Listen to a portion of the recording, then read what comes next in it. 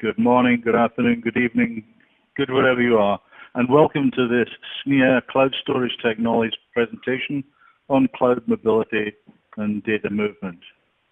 I'd like to welcome you here today, and just for your information, we're going to do a little health and hygiene stuff to start with. I'm going to explain a little bit of the interface and what we're going to be talking about today through the medium of Bright Talk. So in front of you, you've got a presentation screen that you can enlarge to full size, which I'd recommend that you do. And you also have the ability during this presentation to ask questions. Feel free to do so. And also on the way out, I'd like you to rate this presentation from a scale of 1, which is I wish I hadn't really attended, to 5, I will give up anything, including my left arm and several pints of blood to attend something like this again. So the feedback on the way out would be very helpful, particularly if you've got any comments. Interestingly, somebody's already rated us with 5 stars on the way out, and we're not even 30 seconds into the presentation. However, these things do happen. So without further ado, just let me introduce myself. I'm Alex McDonald from NetApp, and I'm your host today. And I'll be carrying a little bit of this presentation and also keeping my co-presenters on the straight and narrow and asking them your questions where and if appropriate. So if you've got questions to ask, I'll store them up and we'll do them at the appropriate time during the presentation. I'm also joined today by Michelle Tidwell, who works for IBM. She's product manager with IBM and also on the board of directors of SNIA. Good afternoon. Is it afternoon where you are, Michelle? Hello there, and good afternoon or good evening to wherever you guys are. Yeah, I'm afternoon. I think I'm morning. Good morning to you. I'm morning. Yeah. Yes. A truly international effort, this. We're also joined today by the storage administrator at University of Michigan. That's Eric Lakin. Good morning, Eric. Oh, good afternoon to you. Good morning. Good afternoon, just barely, 1 p.m. Eastern Time, U.S., so thanks. There you go. So Eric's giving up his lunch hour for us. And today we're going to be covering a wide range of topics to do with data mobility. So before we go any further, just let me, if I can get it to move forward, try again. No, I'm having trouble with the interface. Here we go. One more. Oh, too far. We'll go back one. I'm afraid that the interface is being a bit awkward with me. There we go. So this is SNIA at a glance. SNIA is the Storage Networking Industry Association, so obviously we do an awful lot of work on storage and networking.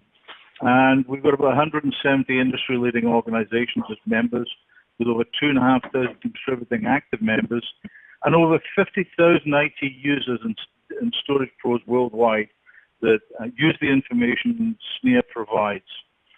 SNIA is a fascinating organization, and I've been working for a number of years now with SNIA in my capacity at NetApp. The interface, I'm afraid, is being really slow. I do apologize. There we are. This is what the cloud storage... Changing. It is changing, yeah. Thank you, Michelle. Here's what the Cloud Storage Technologies Initiative does. We educate. That's our first and primary goal. You and others on cloud storage data services and orchestration. We support and promote business models and architectures, things like OpenStack and software-defined storage. We try and understand things like hyperscaler requirements and incorporate them into our standards programs that we have. And we also collaborate with other industry associations. So today's agenda, the thing we're going to talk about today, data mobility is the primary goal of this presentation. We're going to be talking about the value of data, why is it important, some of the challenges, some of the use cases. I'm a big fan of use cases. We're going to talk a little about business insights, and then we're going to talk right at the back end, for a good part of it, about Eric's particular experience at the University of Michigan and how they undertake this process of moving data to the cloud and what they expect to see in terms of the cost benefits and the technology benefits of doing so. So why is data mobility important? I'm going to hand over at this point to Michelle, who's going to take us through the opening part of the presentation. Over to you, Michelle. Okay, thanks, Alex, and hello again, everybody. I'm going to just start by setting the stage of, data, why it's important and why is data mobility important. And a little bit ago, The Economist actually published an article about the world's most valuable resource, no longer being data, but actually, no longer being oil, but actually being data. And you can see that graphic there if you haven't seen the illustration before in this article. You can see the oil rigs, and now we have Google, Facebook, and other companies standing up there. And so if you take that analogy a little bit further and you think of data as a valuable resource, then it becomes important to understand a few things about it, to know how to find it, how to refine it, just as with oil, being able to take that data and get value out of it, how to recover it, and also how to process it, how to take that data and analyze it. In addition, you want to be able to distribute that data, just as in oil refineries distribute their data, their valuable asset all over the world. So with that it becomes important to understand how data mobility works. And so we're going to be talking about data mobility in terms of unlocking the value of data. So a few characteristics about data mobility itself, especially in this multi-cloud world. Being able to have a way to deal with data that's modern and agile is very critical, and having that data mobility solution be multi-cloud enabled. Also, security is of prime importance on any kind of solution that involves moving data around, as well as flexibility to be able to use that data either on premises, in private clouds, or in public clouds. And for the appropriate workloads. When you're moving that data around, you have to keep in mind what the workload constraints are, requirements are in terms of performance or response time. Now, with the ability to move that data comes some great capabilities that exist today in cloud environments, especially to get more insights from that data to help businesses grow and be competitive. Data is the lifeblood of today's businesses, and because of that, being agile and flexible with that data is important. So we're going to talk about a few use cases to be able to leverage public and private clouds to gain insights through analytics, through services, and artificial intelligence.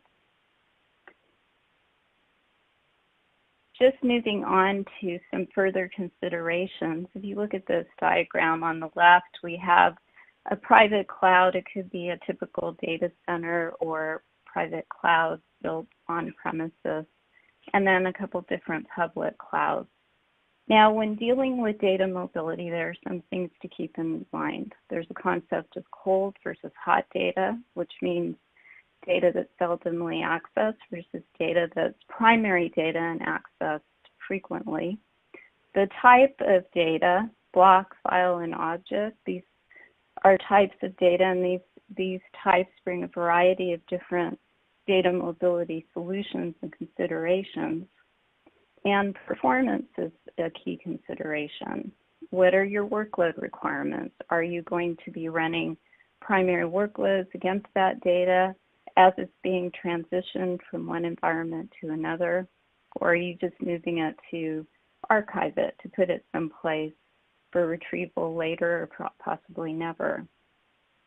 Another consideration, which we're going to look at later, is being able to bridge incompatible storage infrastructures that usually exist between on-premises private clouds and public clouds.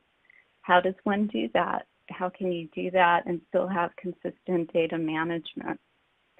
And of course, protecting data as part of data mobility is a very important use case. So we're going to look at a number of these things in the examples, and we'll start with a few concepts here. I mentioned previously cold data versus hot data. I think you probably all have a pretty good perception of what that is. some of the typical interfaces, and we'll address that a little bit later in the presentation, to think about in terms of cold data are S3, CDMI, and other RESTful API interfaces. Cold data is typically write once, read never. It does usually take into account longer recovery time. Usually cold data is something that you wouldn't expect to recover within seconds or minutes even. But that's okay because this is data that you're probably going to store for, purposes, legal hold purposes, or things like that. Hot data, on the other hand, has very important recovery time considerations. Usually these are block or file workloads, protocols, and the typical interfaces that are used for these are going to be NFS, SMB, iSCSI, or these days NVMe over Fabric is becoming more interesting. So the data mobility options may vary a lot in the case of primary data, depending on distance, bandwidth, and data reuse scenarios, as well as performance requirements. Okay, so thinking about data protection in DR, just kind of some background here to orient ourselves, because we've been talking about cold data and hot data. So keeping in mind that there are different recovery time objectives, we kind of have a range of solutions here. And with recovery point objectives, RPO, and recovery time objectives that can vary greatly. And that's okay. All of these solutions are options for businesses depending on what your requirements are. If you have data that you want to archive, you're not going to be using it. Cloud object store in a public cloud is often a very good option. It's usually a lower cost solution. But it does require a longer recovery time if you're going to try to get that data back and actually run, say, a database application against it. Another option is backup. The traditional backups, usually this would be considered warm data. The data is there. It's probably stored on some sort of block storage. It might be on EBS storage or other public cloud block storage. And this data can be recovered in a reasonable amount of time, usually at the VM level for pretty good disaster recovery solutions. The third type of data protection solution that involves data mobility is real-time replication.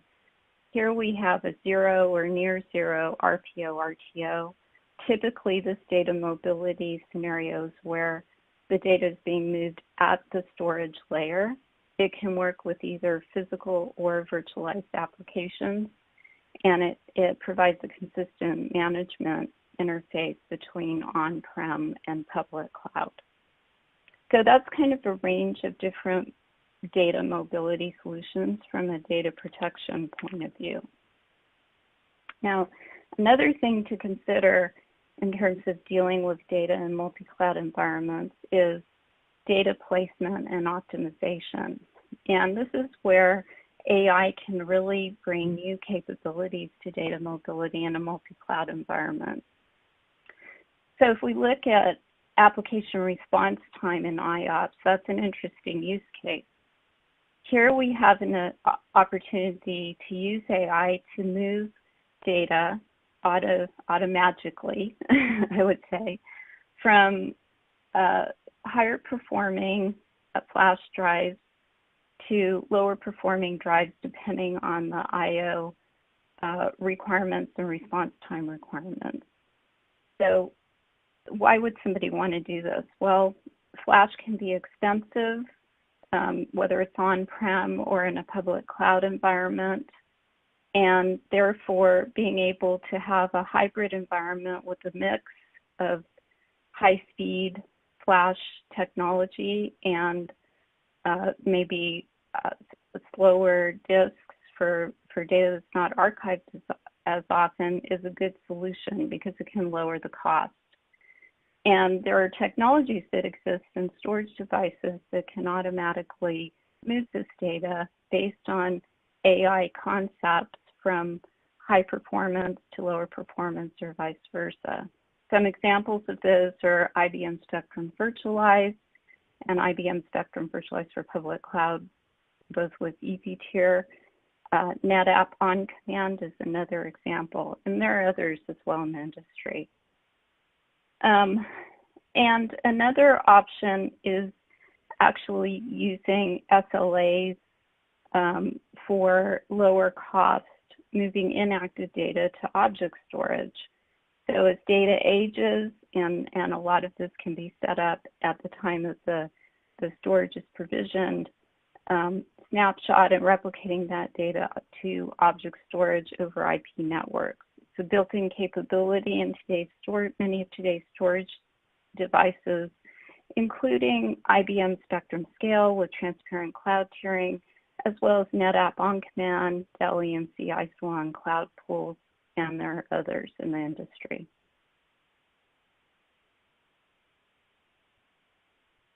Well, that's not all the use cases. There are many others, and too many to really go through in this webinar. Workload mobility, edge compute, and IoT, which is all about bringing compute to the storage, consolidating data, and bringing back data from the cloud.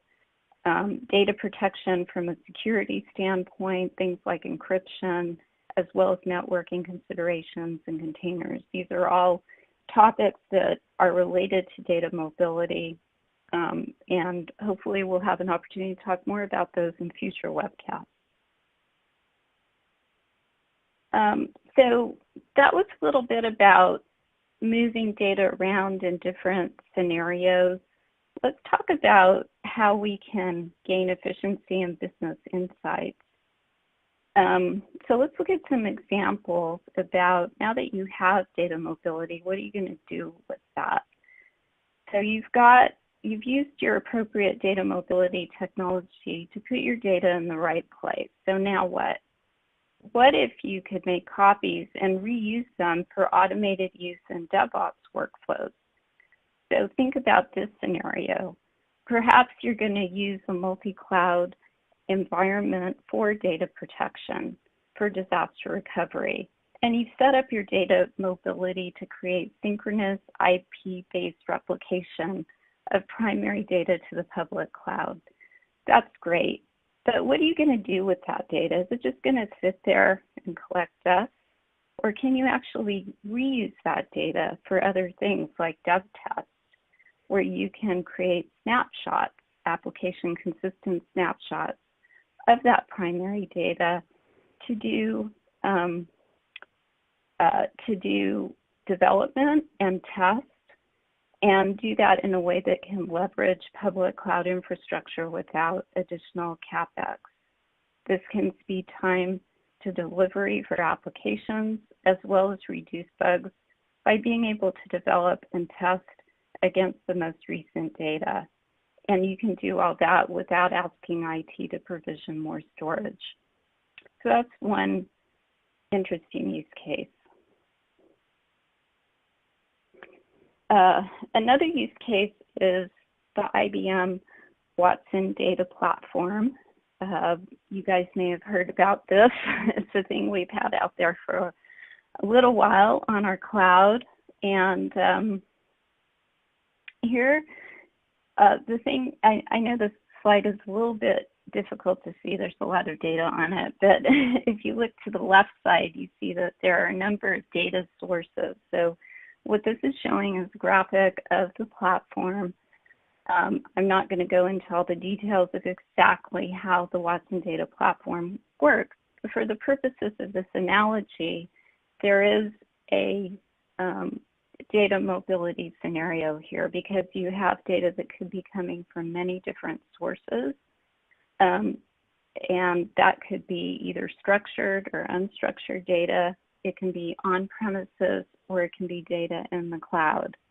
There are APIs to be able to ingest that data from on-prem through REST API, SMB, CIFS, or other raw API methods getting it from your on-prem data center into a cloud object storage. And from there, the Watson Data Platform can create a data catalog, which you can use for analytics or collaboration, or to, get more business value in general out of the data that you're putting there, to feed back into your businesses. So it's kind of an interesting technology to think about in terms of exploiting data mobility. Okay, so this is the final section, and just a couple words on a couple key technologies for data mobility in multi-cloud environments. And I touched on this earlier. This was about storage virtualization, and we talked about the challenges of moving data. You have a data center, perhaps you have storage in your data center from many different vendors. That's pretty typical. How do you move that data? I mean, there are certainly ways to use compute-based replication services to copy that data, move it up to your server, and then replicate that over to another environment. But another method that can provide lower RPO, RTO, and basically async or synchronous replication would be storage virtualization. That will create an any-to-any data mobility solution. And what that means is that storage virtualization products in the market can provide a single pane of glass management capability and built-in optimization across a number of different storage devices from different vendors. It can also provide data replication capabilities across that disparate storage from point A to point B, from private cloud to public cloud. And it can do that through either IP, Ethernet replication techniques or fiber channel protocols. And this is important because this enables data mobility between disparate multi-cloud environments at the storage array level. It also further optimizes underlying infrastructure for cost, performance, and data reuse scenarios that we've talked about previously. So this is a great technique if you do have a very heterogeneous environment in your data center and wish to be able to move that data easily between public and private clouds or within private cloud environments. Okay, so I am going to now turn it back to you, Alex, to cover the last topic around protocols and APIs. Thank you, Michelle. Just a quick observation as well, that virtualization also includes some things that we haven't talked about. I mean, this subject is so broad. We've got things like OpenStack and OpenSDS and Kubernetes and a number of other technologies that can be employed to virtualize your storage. One other thing that's absolutely true, though, is that we need protocols and APIs to be able to get access to our data. And the cloud includes all the ones you're accustomed to. So things like, for instance, block-based access of SCSI or over fiber channel and over Ethernet are both available in the cloud. And in fact, one of the things you ought to be thinking about, I suspect, is if you're running it on-premise, then you can run it in the cloud. You can simply move the entire thing and still access your data using these traditional methods of access. And obviously, we've also got file-based as well, like NFS and SMB. And Eric's going to talk in a little while about University of Michigan, but he also has AFS, the Andrews file system, that his users using, and I'm wondering how that's going to migrate to the cloud. Anyway, the other thing that is very true is we've got a lot of newer protocols that are designed more for the cloud. So we've got the SNIA's CDMI, Cloud Data Management Interface, which is very like, in fact, a superset really of something like Amazon's proprietary S3. But these are popular ways of talking object in the cloud. And there are other object protocols out there as well, mainly key value type stores. Now, these systems appear to be remarkably simple. I go out there and I store data by key, an object, a blob. It's just a big thing, binary thing that I can put out there, and I can recover it by that key. But it also allows very rich metadata to be stored with it as well. And the metadata is almost as important as the data, in fact, very often more important than the data. And what I can do with metadata is simple things like, for instance, go out to the cloud and ask an intelligent data store, how many things have metadata with, let's say, the value red? We've got the red color. And instead of getting the data back, we can have the object stores themselves be smart and go out there and count the number of red objects that they're storing and give you the answer, rather than you having to retrieve all the data to be able to count all the red objects just to throw them all away again. We're trying to reduce network traffic, and that smartness of object stores is a key property that we're beginning to see develop in the cloud. The other area that's equally important, well, increasingly important, is what a friend of mine calls the Internet of Threats, or the Internet of Things. I think he's referring to the lack of security sometimes on these things. But the Internet of Things has a set of unique protocols that allow data to be managed and transferred over poor quality links of low bandwidth. And that kind of new sets of technologies for the Internet of Things is making storage, again, much more interesting at the edge and doing compute at the edge. And there's actually a link there, and I know it's pretty small, but when the slides are actually published up to the website, you'll be able to see it. That link there covers quite a few technologies in terms of the protocols that we're going to be seeing used in the Internet of Things. And they're not the traditional methods of access, they're not traditional block and file, and they're not object-based largely either. They are message passing type protocols, for instance. But there's a fascinating set of technologies out there for people that are extending the cloud out to just more than managing their data, but actually doing more with it at the periphery. So, without further ado, I'm going to now pass over to Eric. Eric is from the University of Michigan, and he's going to talk about some real practical experiences he's had in I think there were, Eric, have you embraced the cloud, or has the cloud embraced you? Which is it? Right now, there's embracing going on in both directions. So right. So far, so good. Okay, so over to you.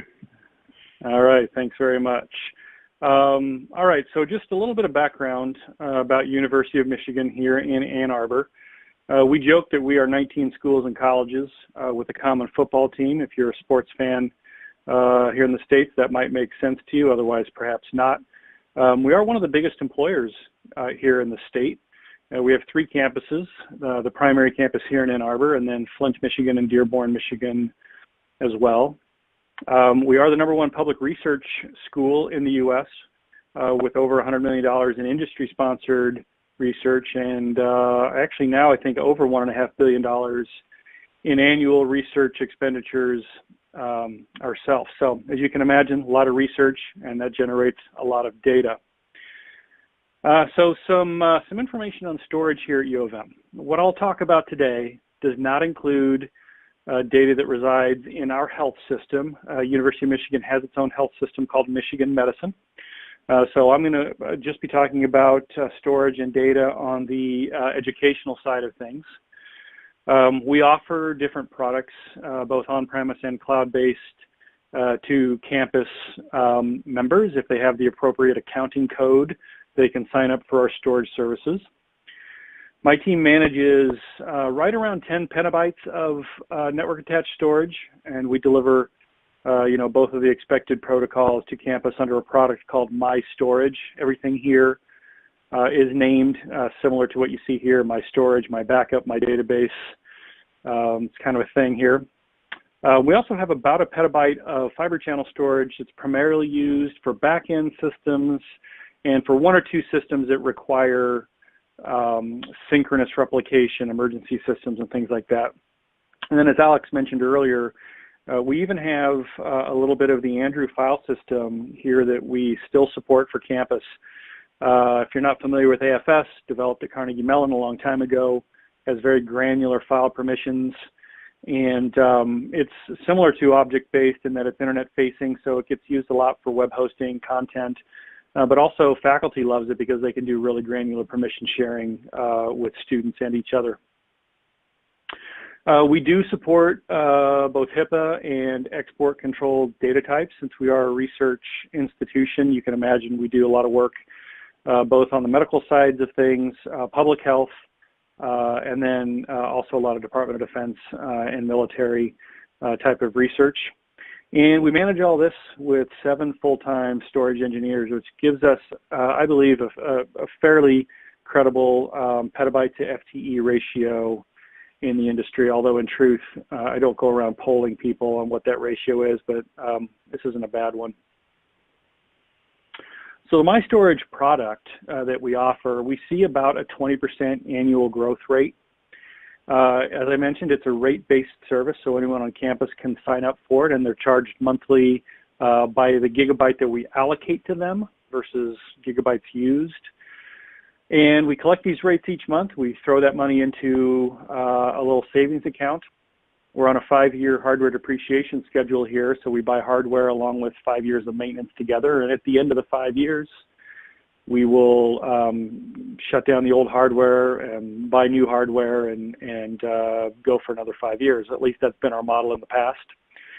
The rates that we collect, the only thing we can use them for, though, is refreshing hardware. So there are some financial rules in place that don't allow us to use that those funds that are collected operationally from university units and faculty for capital growth. So that's been a challenge, and I'll explain all that here in just a moment.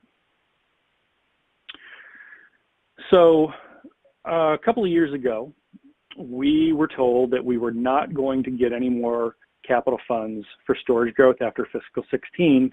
Traditionally, every year I would go hat in hand up the chain of command, ultimately to the provost, and ask for, you know, $500,000, $2 million, whatever it might be for that annual growth. And they decided, they weren't picking on me, but they changed a lot of things in the university from a financial perspective when we had a new CFO come on board. But we were challenged by our executive leadership to solve that growth problem with operational funds instead of capital funds.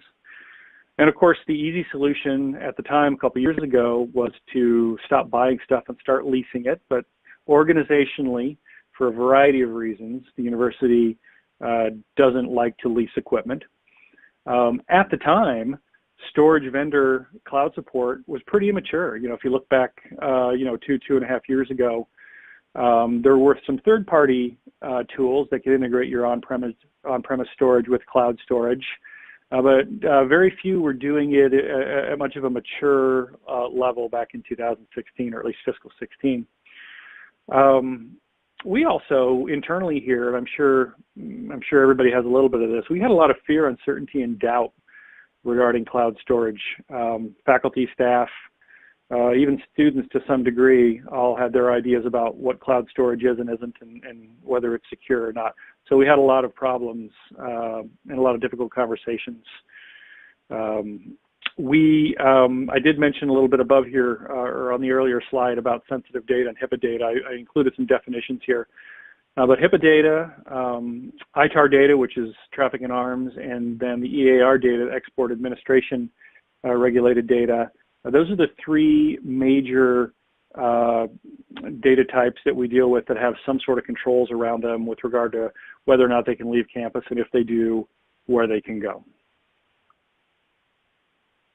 So a decision was made based on the fact that we don't like to lease, that we were going to integrate our on-premise storage with the cloud. And so a series of events took place starting back in October of 17. The storage systems on campus here released an OS, a firmware version that had native cloud integration. So now we no longer needed to look at or test third-party integration solutions, which is really one more thing to buy, one more thing to manage for our cloud integration. So that was great news for us. And then shortly thereafter, all the legal stuff got signed, and a business associate agreement was put in place with, at the time, a primary cloud provider, and since then with other cloud providers, but that was back in November. And then after a little bit of a break over the holidays in January 2018, we started the testing of small-scale data movement, around 20 terabytes or so, that we moved out to the cloud and brought back. Actually, we brought it back once unplanned because we had put it out into the wrong region of a cloud provider, so we had to pull it back quickly, which turned out to be a pretty good test of how quickly we could bring back 20 terabytes. And then in that spring, internally here, we were doing a lot of work to get our cloud integrated solution approved for HIPAA data, and then also for the export controlled data types that we mentioned a little bit ago. And then as we started getting close to late spring, early summer, we ended up inking a very nice private pricing agreement with one of the bigger cloud providers, which came with a capacity commitment on our part. So that's when we knew this was really going to happen. And then we finally went live with our tiering based on last time of access, around 180 days, and moving those files out to the cloud just on July 1. So a little overview of our plans from a higher level. Integrating our on-premise storage with for the time being, a primary cloud provider, but certainly we have the capability to integrate with multiple providers. We look across our file shares and we identify files that haven't been accessed in 180 days, and we move those out to the cloud in a kind of an HSM model where we leave a stub behind that looks and acts and feels just like the file to the end user. So they're mostly unaware. Our different data, our different protocols that we offer, different types of data are allowed in them. So in CIFS and in NFSv4, which utilizes our Kerberos authentication, campus is allowed to put HIPAA data and export control data into those two protocols. But we also have a fairly large NFSv3 footprint, but they are not allowed to put sensitive data in there. So we're pointing the CIFS and the NFSv4 shares, the data that hasn't been accessed in a long time, we're pointing those to the equivalent of a government approved cloud storage solution, which all the vendors, I think, have something similar. And then the V3 shares, we're just pointing them to more of a standard cloud storage, which is a little bit less expensive. And then I already talked a little bit about the stub model there. So we do have a goal. Our goal is to put 4 petabytes into cloud storage over the next 5 years. As of today, we're approaching about 400 terabytes that we've pushed out since July 1. So we expect it to take off like gangbusters and then sort of level off over time. And then another important goal here, we really want to shrink the on-premise footprint of our data center-based equipment. We want to lower our data center costs overall. We want to be able to take advantage of a level of elasticity with cloud storage that we just cannot accommodate on-premise. And then another kind of important one, because we have 7 full-time engineers, as I mentioned, and we certainly want to keep them all employed and busy. Our goal is to absorb the next 5 years of storage growth without adding any more people to the team. And we're really hopeful and confident, and early indicators are that our 7 engineers will be able to do this. Okay, so switching gears a little bit. Some of the challenges that we expect, and quite honestly, some of them that we've already started tackling. One is financial, or one section is financial. And there's a question here that maybe a lot of you have asked yourselves: is cloud storage really cheaper? I can tell you from experience that depending on how good you are with spreadsheets and numbers, you can make it look cheaper, or you can make it look more expensive. So the truth, I think, will bear out in the future as we begin doing this at scale.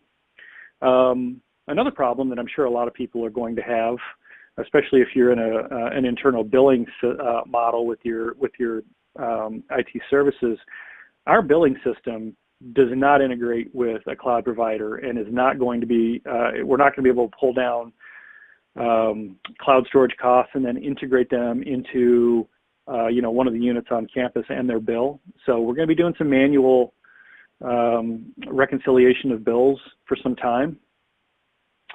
There are also, as you can imagine in higher ed, there's some political challenges. We have some units and faculty members and researchers who are resistant to putting data in the cloud. Now, there are some of them who have great reasons. Some of them, their data management plans that go along with their associated grant applications restrict where some of the data can go, regardless of the data type and regardless of whether or not you're putting it into a Gov-approved cloud. And of course, we're honoring those requests. But we also have a lot of people who just say, I don't want to. In some cases, it kind of circles back to my earlier slide where there's, fear, uncertainty, and doubt. And then quite frankly, we just have some people that feel like they weren't involved in the decision making, and so they're dragging their feet a little bit. And that's, not picking on the folks here at U of M, but sometimes that's just the way it is politically in organizations. But we are working through those things day by day. And then finally, some technological challenges. Two questions that remain to be answered. How is all this going to scale when we end up having a multi-petabyte footprint in the cloud? Is performance going to change? Are our on-premise systems going to be able to shrink as the cloud environment grows and still handle and still keep track of the data that's in the cloud? We're going to learn that, unfortunately, as we go. The last one, there's kind of an interesting one that we've talked about a fair amount, both within our SNIA colleagues here and other universities. What is our data liberation plan? And of course, the answer is we don't have one. If we chose to do business with a different cloud provider all of a sudden, or even a different on-premise storage provider all of a sudden, it's not as if there's an easy path to move all this data to another platform. My guess is down the road, some third party is going to come up with a solution that will do this for us. But for the time being, there is a reasonable amount of lock-in when you start down this road. I also made a note here about some assumptions. Don't know if these will apply to everyone who's attending today, but they might. I would certainly recommend that you don't assume a few things. Don't assume that you as a IT provider or as a storage professional, that you know where all the sensitive data is stored in your organization. You may have rules about where it can be stored and where it should be stored, but we found out that you can't assume that it's all where it's supposed to be. But even more interestingly, and a little troubling on the second bullet, don't assume that your storage users or the data owners themselves know where all the sensitive data is stored. We have a lot of researchers here that use a lot of storage in the form of a variety of volumes across different protocols, and they just don't keep a list of where sensitive data is and is not. They feel like they're putting it where it's supposed to be, but if you ask them for some sort of a spreadsheet, it just doesn't exist, at least in our world. And then lastly, this last one's kind of a big one under the don't assumes. It circles back to a point I made on an earlier slide regarding some of the political challenges and things like that. Don't assume that if you start communicating this sort of cloud integration strategy, no matter how many times you communicate it, don't assume that if you don't hear anything back from customers, that they're all on board. Because we found out, at least in the higher ed space, that as it got closer and closer to the go-live date, people started saying, I put that on the back burner and here comes the go-live date for the cloud integration piece and I have questions or I'm not happy with something. So some of that will sneak up on you. Communicate often or even over-communicate. And then lastly here, things you can assume. And I don't mean these to sound negative intentionally, but to some degree they are. Your plans will be delayed, especially if you're in an environment that handles sensitive data. Your plans will be delayed as you discover more locations with sensitive data. I mentioned earlier that we don't allow sensitive data in the NFS v3 environment. But lo and behold, there were a few people that came forward and said, well, we do have some stuff out there. And, so that those shares cannot be tiered to a standard cloud environment. They would have to go to Gov if we didn't move the data. You can also assume that more data than you expected will be sensitive in nature. Again, as a big research institution here, we were kind of surprised to find out the volume of sensitive data, both patient-related as well as export control data that exists. We knew it was big. We were just shocked at how big it was. And then, of course, all that export control stuff, as I mentioned, has to go to some sort of government-approved cloud, which adds cost. And then the last one, not to poke fun at any vendors, be it on-premise or cloud, vendors may sometimes exaggerate their capabilities.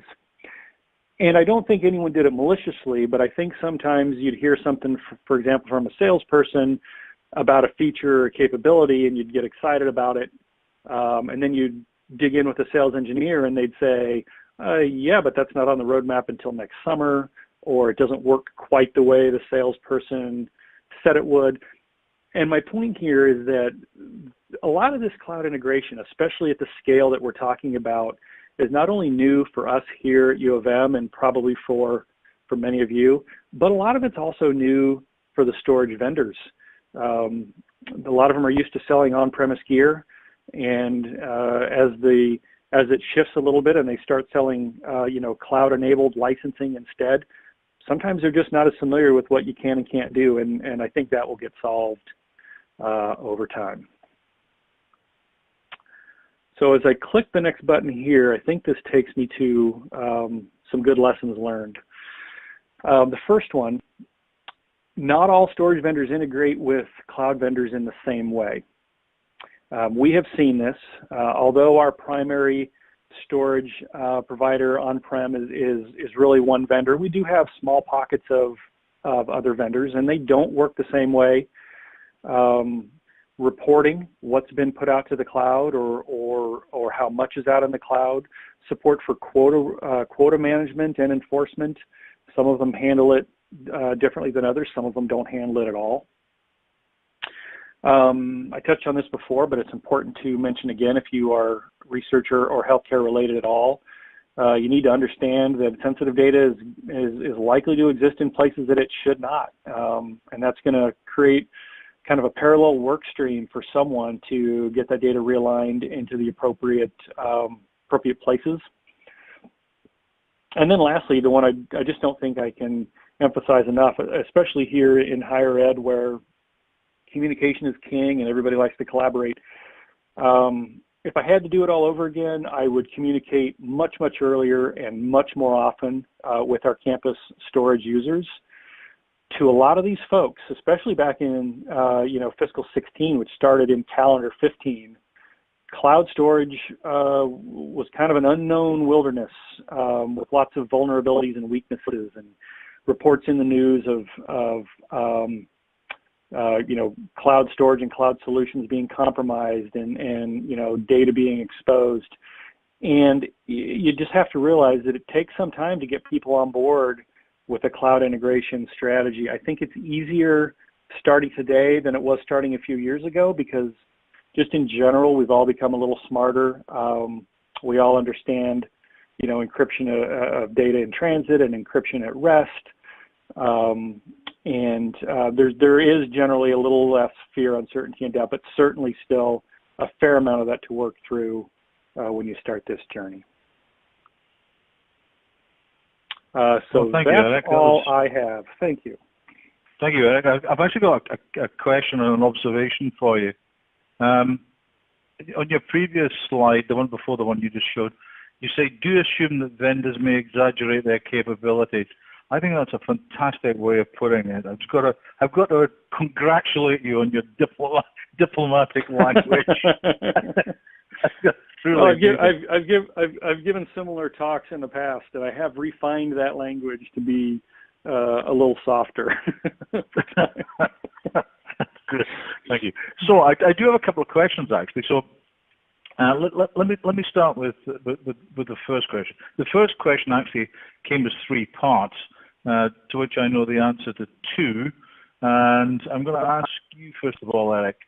The guy said in his question, or the girl, whoever it was, because of the fast-growing data mobility is becoming challenging. Massive amounts of data needs to be analyzed as research by moving data from one tier to another. Now, are you actually contemplating moving data from one tier to another to accomplish some kind of access strategy that you might have for cold and hot data? So yeah, the data is actually being moved if it hasn't been accessed in a given period of time, which we can define and which we can change over time if the business dictates it. But the data is actually being moved to that tertiary tier with a stub file being left behind. Is that the right answer for that question, or did I misunderstand the question? No, I think that I understand correct. But you set what appeared to be an arbitrary number of 180 days. Was that through research, or was that simply through? Okay, we're gonna pick a number. Okay, so I'll admit to something here that I would prefer not to admit to in much more of a public space than the 90 or so people watching today. That number was a mix of a report that we had read that was several years old that I think was some Dell research that talked about data that hasn't been accessed in more than 6 months is never accessed again, period. Not that it is accessed occasionally, but just never again. Now, obviously, we don't know the details on what kind of research they did, so that was the first time that number sort of bubbled up. But then internally, when we were doing some of our early testing, and I was working with our senior storage engineer, I said to her, run me a report and show me what I would need to do to find a petabyte of data that I could move to the cloud that nobody would miss. And as she kind of tweaked the reporting tools, we found a petabyte really quickly by looking at last access of greater than 180 days. Mm-hmm. So we figured 2 data points is better than no data points. Let's roll it out at 180 days. And my guess is over time, we might slide that imaginary slider, maybe last access time of over 90 days is even acceptable. Maybe it's 30 days. But more interestingly, maybe it's 30 days for some people, some storage customers. Maybe it's 365 days or more for a finance team that is doing end-of-year reconciliation. So we feel that over time, as we get more feedback from our campus customers, we will probably create a handful, not too many, but a handful of these rules based on business requirements. Okay. Yeah, that kind of corresponds to the work we're doing as an industry as well, where we're trying to categorize data, into sort of bronze, silver, gold, platinum, I suppose, as well. And, but basically classifying it in terms of its required access, its sensitivity, its classification by various criteria, but trying to pull them all together. I can see where you're coming from with 180 days. Okay, so that was the first question. The second question, the one I know the answer to, somebody talking about data streaming like Kafka. There's actually a product called Apache Kafka, which is an open source stream processing software platform. There are vendors of Kafka solutions out there. You just need to go and search on the internet, and there's a number of them that provide this data streaming solution. The other question that was asked was about deduplication of data, and this is an interesting one. Deduplication in the cloud is A, very hard to do, and B, not necessarily desirable. So that's one thing that we're looking at as an industry, is how do you dedupe data at that level? And although deduplication is a fairly common thing to do on, for instance, an on-premises storage area network, where you can dedupe, for instance, at the block level, doing it in the cloud is quite difficult, and also doing it for objects may run contrary or counter to data protection scenarios that you're trying to put in place. So very often you do want to duplicate data in the cloud because you would prefer it was in two places intact rather than just in the one place where it can perhaps get damaged. And the last one let me just talk just real quickly there. So being able to, for no matter what the methodology is, being able to somehow shrink the data in the cloud is key to the economics of making all this work. Because if it's a one-to-one ratio, I can almost do it cheaper myself on-prem. We know this. Yeah. We are in a separate effort working with one of our smaller campuses. We are putting some data into the cloud from a backup environment, and we are seeing roughly 5-to-1 compression. So not dedupe, but just compression. Yeah. And we know that we can probably get something close to 4-to-1, 5-to-1 pretty easily in our cloud environment. But you're right, dedupe isn't happening, but compression certainly does work. Thank you. And the last question I think is for Michelle, but it sounds a bit commercial. Technology like IBM Aspera to transfer, I don't even know what IBM Aspera does. Michelle. Oh, very good. I'll Google it. Thanks for the tip. Yeah. Michelle. So IBM does have a product. It's I'm not sure its logo these days is IBM Aspera, but we do have cloud mobility products that help with data streaming. We also have products like Spectrum Virtualize that I think address the other part of the question, which is when the source and the target storage are not the same, what do you do? How can you get the data there? And so some of the stuff that we talked about earlier in the presentation, like storage virtualization, can aid in that, accompanied by IP replication technologies.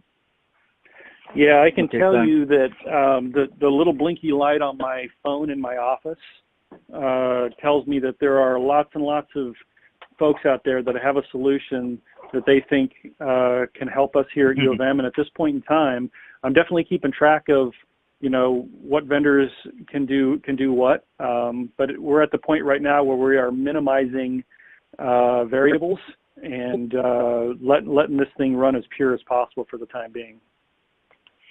Thank you. The last observation, by the way, was an advert for tracking IT storage infrastructure billing.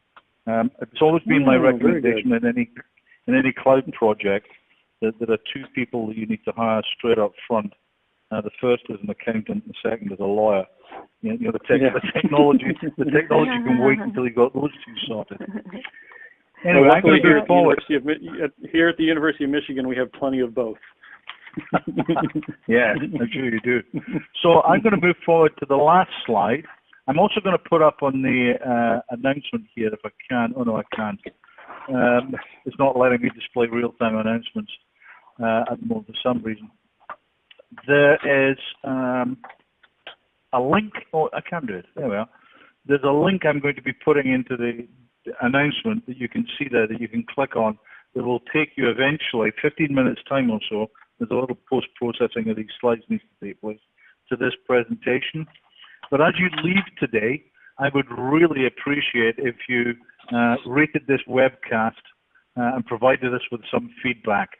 So remember that feedback, 1, 5, loved it. I want to hear more. And we're also going to be doing a Q&A. There have been a couple of other questions as well. We'll do a little Q&A and we'll post it up on our SNIA Cloud blog at sniacloud.com. And you can also follow us on Twitter. In the meanwhile, I'd like to thank Michelle from IBM. Thanks, Michelle. And You're Eric welcome. from Michigan, University of Michigan. Thank you, Eric, for a very informative and entertaining presentation today. And I look forward to seeing, or at least talking to you again at some point in the future. Thanks very much. Thanks everyone. Alex.